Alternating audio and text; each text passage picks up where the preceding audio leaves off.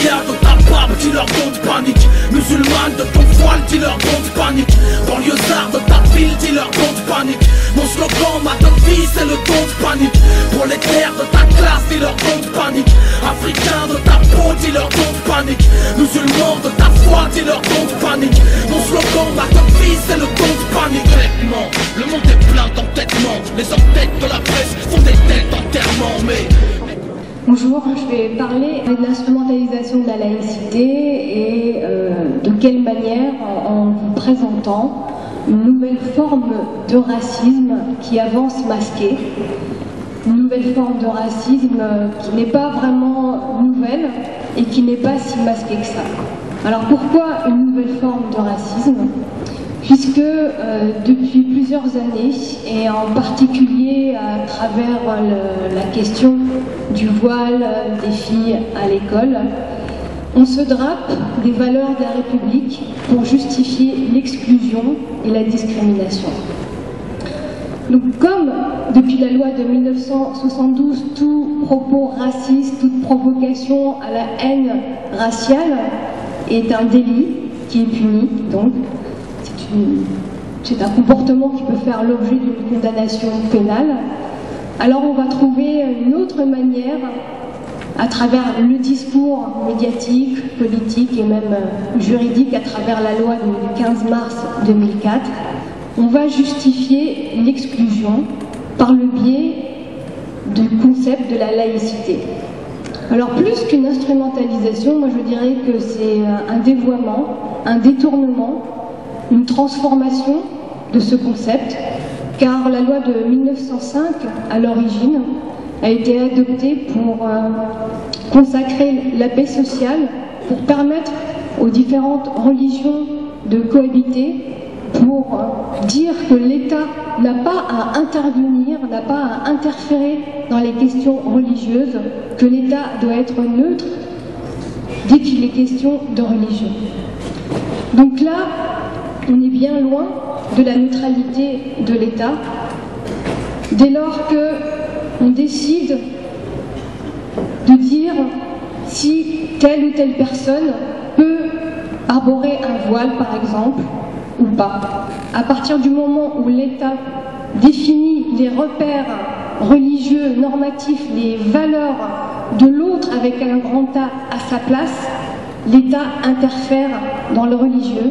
Il n'est plus neutre et à mon sens, il viole la loi de 1905 et il va à l'encontre également, à mon sens, de tous les principes fondamentaux qu'il croit mettre en avant justement au nom de la laïcité. Il va à l'encontre des principes fondamentaux inscrits dans la Constitution, la Déclaration des droits de l'homme, qui consacre dans leur article 1er la liberté de conscience, la liberté religieuse et donc le pluralisme, le respect du pluralisme. Donc ça se situe essentiellement au niveau de l'État. Ça a commencé avec la loi sur les signes religieux du 15 mars 2004. Ensuite, il y a eu l'adoption le 11 mars 2011 de la loi sur la dissimulation du visage, donc sur le voile intégral. Il y a des projets de loi qui vont concerner les nounous, c'est-à-dire les femmes qui travaillent à leur domicile pour garder des enfants. On voudrait qu'elles ne portent pas leur voile à leur propre domicile, dans leur sphère privée. Et il y a toute cette polémique sur les mères accompagnant les enfants à l'école, où on voudrait également qu'elles ne portent pas le voile au nom du respect de la neutralité du service public, alors même que ce sont des mamans, que ce ne sont pas des fonctionnaires, qu'elles rendent service justement à la fonction publique et on leur fait valoir, on leur fait entendre qu'elles ne sont pas donc les bienvenues. Alors, on a parlé également au niveau de la haute sphère de l'État pour justifier ce dévoiement de la laïcité d'une, entre guillemets, d'une nouvelle laïcité. Une nouvelle laïcité que l'on oppose aux droits de l'homme de façon explicite. Ça a été dit par François Baroin, qui, suite à une demande de Jean-Pierre Raffarin en 2003, lorsqu'il était Premier ministre, lui avait demandé un rapport sur la laïcité. Il l'a intitulé « Pour une nouvelle laïcité ». Et qu'est-ce qu'il dit ? Il dit donc donc qu'à un certain point, ça c'est explicite, la laïcité et les droits de l'homme sont incompatibles. C'est-à-dire qu'il y a un frein, il y a une limite aux droits de l'homme, dès lors, d'après eux, qu'il faut faire respecter la laïcité. Mais le fait même de prononcer, de décrire cette phrase, c'est explicite, c'est qu'il faut violer, donc porter atteinte aux droits fondamentaux pour soi-disant faire respecter une certaine laïcité. Alors comme le discours de la laïcité, comme on se drape donc avec le discours de la laïcité pour justifier des lois discriminantes, puisque là on a vraiment un système, un droit d'exception qui est en train de se développer, qui vise essentiellement les musulmans.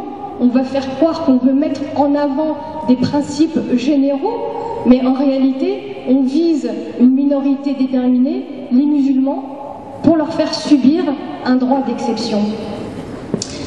Et comme le discours de la laïcité permet de faire passer des messages stigmatisants, eh bien, vous avez le Front National, Marine Le Pen, qui s'en est tout de suite naturellement emparée pour dénoncer par exemple, soi-disant, dénoncer soi-disant les prières dans les rues, les comparant à une occupation nazie, pour ensuite justifier ses propos en invoquant les valeurs de la République, la laïcité. Au départ, Marine Le Pen avait fait l'objet, donc tout le monde dans la classe politique était scandalisé, dans les médias également, mais petit à petit, on a commencé à considérer qu'il fallait un débat effectivement sur cette question des prières dans la rue. On a fini par considérer dans la classe politique et les médias qu'il y avait un débat à avoir. Donc, on légitime a posteriori donc ce discours raciste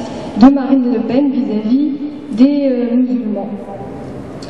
Alors, ce discours qui n'avance pas aussi masqué que ça, puisque dans tous les cas, il va entraîner des conséquences. Le fait que l'on stigmatise les musulmans va entraîner des discriminations. Et là, vous avez plusieurs exemples.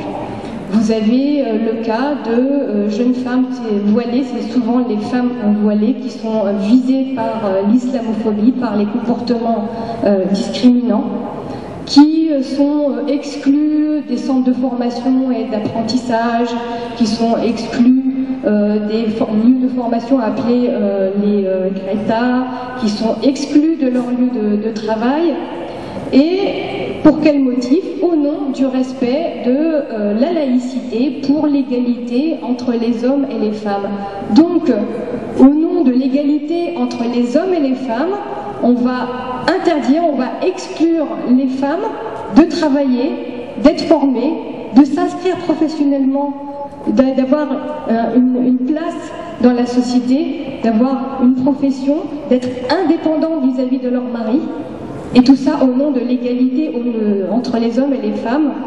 On va leur empêcher justement de pouvoir accéder à cette égalité. Donc là, vous avez une totale incohérence, une totale contradiction.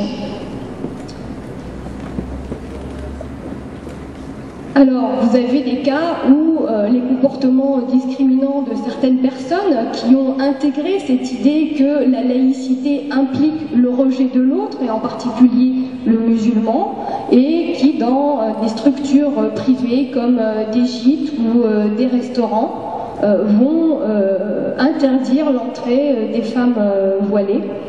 Ce qu'il y a, c'est que nous sommes encore dans un état de droit, puisqu'il arrive que des personnes qui discriminent justement de cette manière fassent l'objet de condamnation.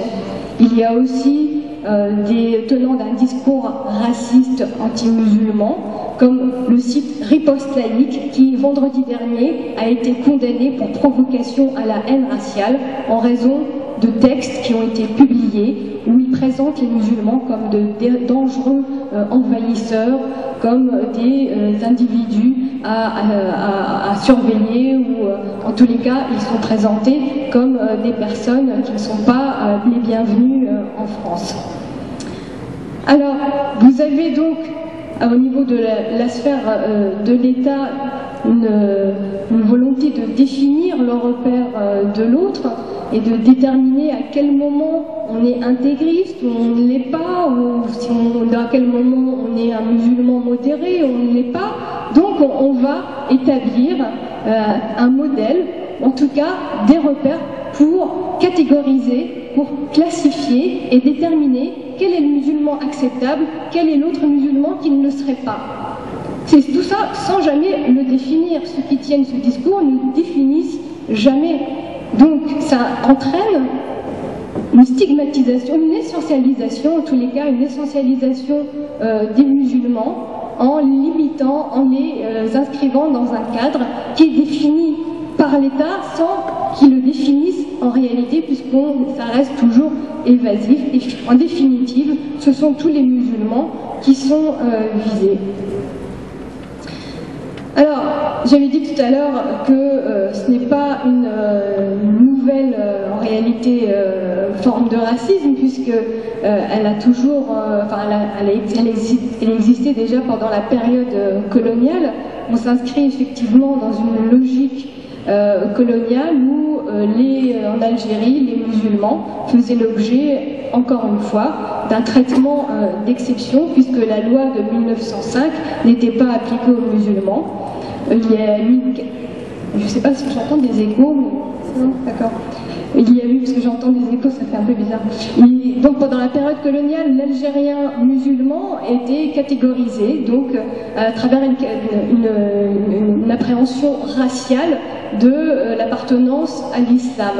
Donc peu importe que la personne soit croyante ou pas, peu importe même qu'elle se convertisse au christianisme, il reste toujours un Algérien musulman. Et aujourd'hui, c'est ce qu'on constate, on racialise le musulman, puisque peu importe ses croyances, peu importe ses pratiques, il est englobé dans un cadre déterminé, et on va définir, on veut en tout cas définir ses repères à sa place, on veut lui faire comprendre que les valeurs de la civilisation française ou chrétienne seraient supérieures et qu'il doit se nier lui-même, il ne doit plus exister en tant que musulman pour être accepté.